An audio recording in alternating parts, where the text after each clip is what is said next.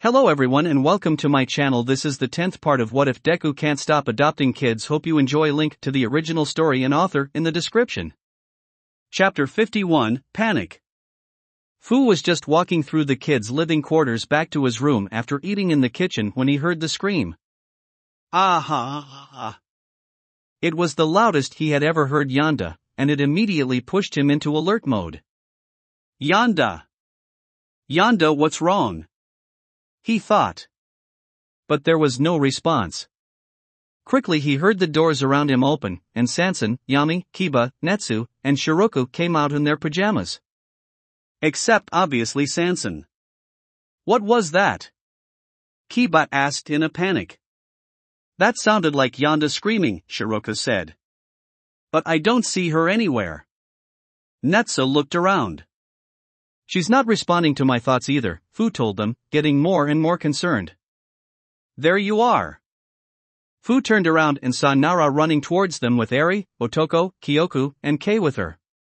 All still in their pajamas, much like the others.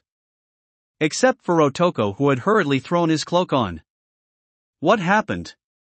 Is Yonda alright? Eri asked, clearly fearful for her sister. We don't know. I haven't seen her and she's not responding. Fu once again explained, looking at Nara's group, he noticed someone was missing. Where's Ken? Probably still snoozing. Nara shook her head disapprovingly. When he goes to sleep almost nothing wakes him up. But enough about him, we need to find Yonda. Just then, Mu came out of his dimension in front of everyone, staring the crap out of them as it looked like he appeared out of thin air. Help! Dad, Yonda, the office. Help! Mu shouted at them, appearing disheveled and was hyperventilating. Apparently, that was all Mu could take as he almost immediately ducked back into his dimension. Who was that? Nara asked. Almost everyone else looked unsure as well, seeing as only Fuku had really personally seen Mu. I think that was Mu, he looks like how Dad described him. Fu answered, it looks like something went wrong with Dad and Yonda in his office, we should hurry, it must have been serious for Mu to show himself like that. Kiba threw back to yesterday. With the blood she smelled coming from her father. And immediately fear gripped her, as she put two and two together. And so without a word, which was unlike her, she bolted towards Izuku's office. Naturally, no one else really could catch up to her, and she made her way to Izuku's office. She kicked the door off its hinges and was met with a horrifying sight. There in her father's office were Izuku and Yonda. Both passed out and were unconscious. Yonda was mostly fine, it seemed like she had passed out from shock. The real horror was with Izuku, who was limp on his desk that was dripping with his blood. For a moment Kiba was frozen in shock. Horror gripping her heart. Never has the sight of blood looked so unappealing to her. The paralysis didn't last long, as she dashed forward, grabbing the desk and throwing it aside, letting Izuku fall on top of her. Daddy! Kiba quickly laid Izuku out on the floor.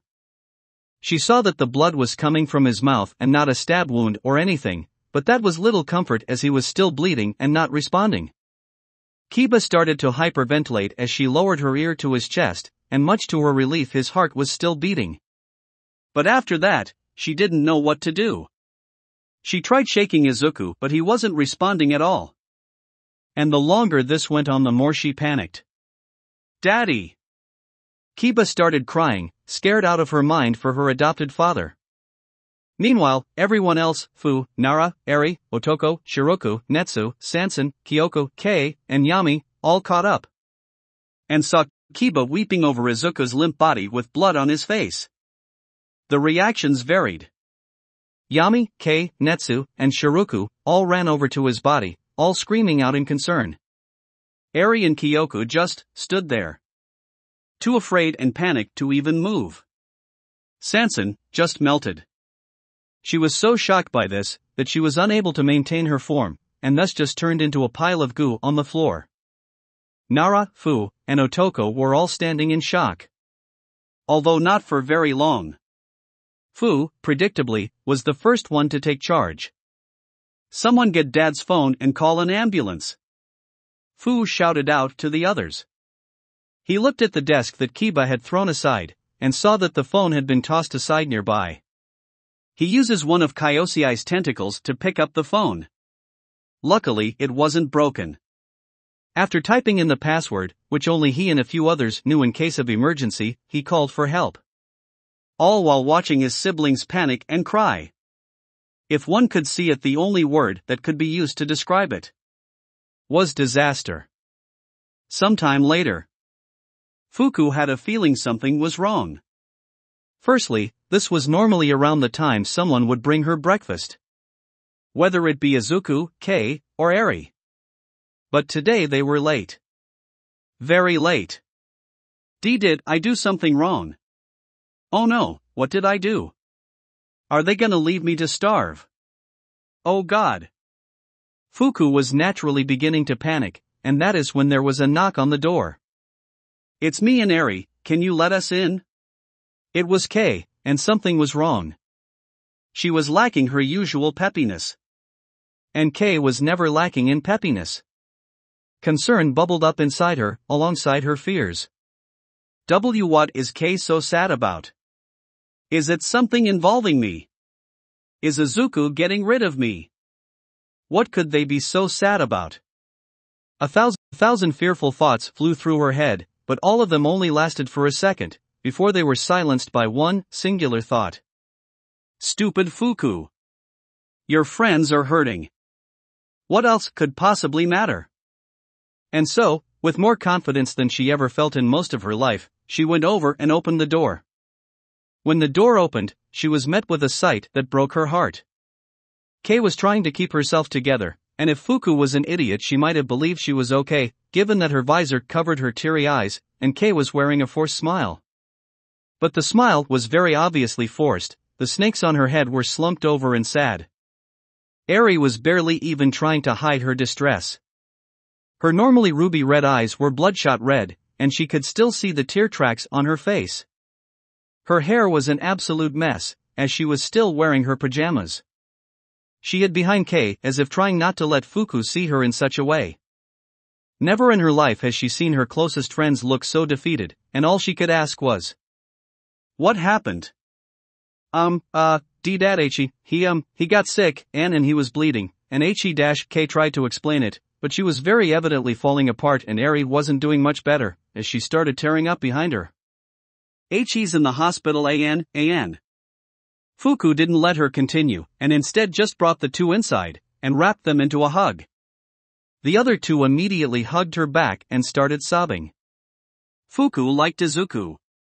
Heck, she even kind of looks up to him.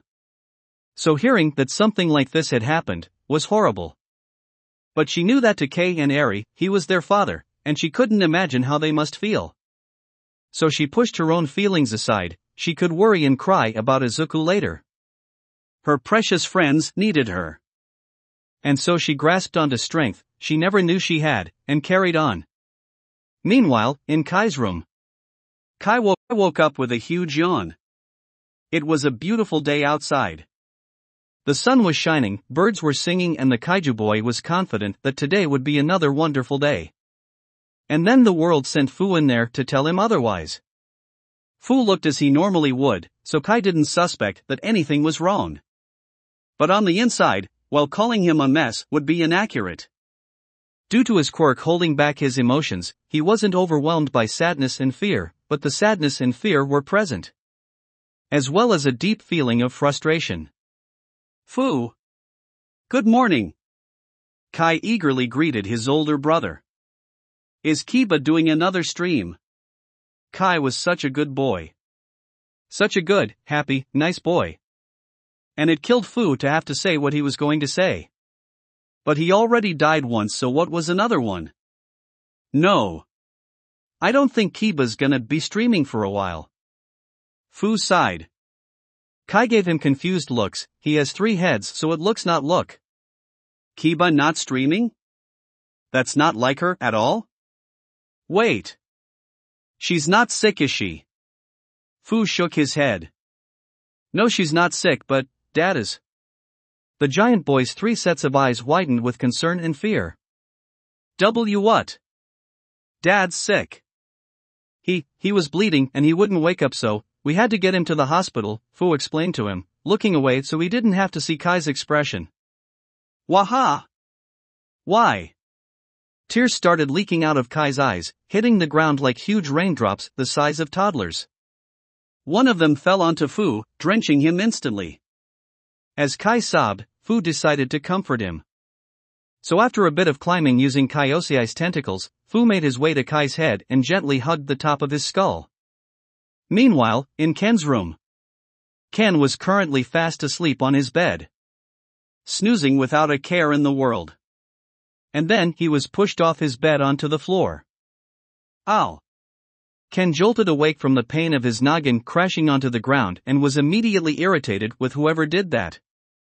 And he already knew who it was. Wake up! Nara shouted at him, staring down at him anxiously. What the heck was that for? Ken pulled himself to his feet and glared daggers at his sister. Izuku got sick and had to go to the hospital. I need you to get up so we can figure out what to do now. Nara swiftly explained, trying to convey the urgency of the situation as much as she could in as little time as possible. Wait, what? If Ken was not fully awake before he was now. Izuku's sick, what happened to him? We don't know. All we know is that we heard Yonda screaming, and we found her passed out from shock and Izuku passed out bleeding on his desk. He wasn't waking up, so we had to call the hospital to take him away. Nara explained, once again as quickly as she could. I think he overworked himself. I mean, he is the only employee here. Oh, man, Ken muttered, his eyes wide in shock. Ken and Nara hadn't known Izuku for very long, but they'd come to like him as a guardian figure that watched over them. So him being in this state was a real bummer, to say the least. Most of the other kids are panicking, it's chaos out there. Me and the other kids who aren't freaking out are all meeting in the cafeteria to figure out what to do. That includes you. Nara threw some clothes at him. So get dressed. Ken, for once, quickly did what she told him to do, without complaint, before following her to the cafeteria. A few moments later, in the cafeteria, Ken, Nara, Fu, and Otoko were all gathered, sitting down at one of the lunch tables. There was a seer orb next to Nara, just so that way she could keep tabs over the house. Why are you wet? Ken asked Fu, whose entire body was still soaked. I had to tell Kai about what happened to Dad, and he started crying, Fu explained. As you can see, his tears are as big as you'd expect. Let's focus here, guys. Nara brought everyone's attention to her. First, where is everyone and what are they doing? Last I checked, Eri and Kei were with Fukinoko, crying. Kai is in his room, also crying. Kiba, Kyoku, and Yami have locked themselves in their rooms and are probably crying. Netsu and Sansen have gone outside to vent out some stress, and probably also cry. Shiroku is in her room trying to keep it together while stress eating and crying. Yonda is still passed out, but she'll probably wake up and cry, and I have no idea where Mu is, but he's probably either in his room or in his dimension, crying. Fu explained. So everyone but us is freaking out and crying. Ken summarized. Great. Suddenly Ken's stomach growled, setting off a chain reaction of people of stomach growls.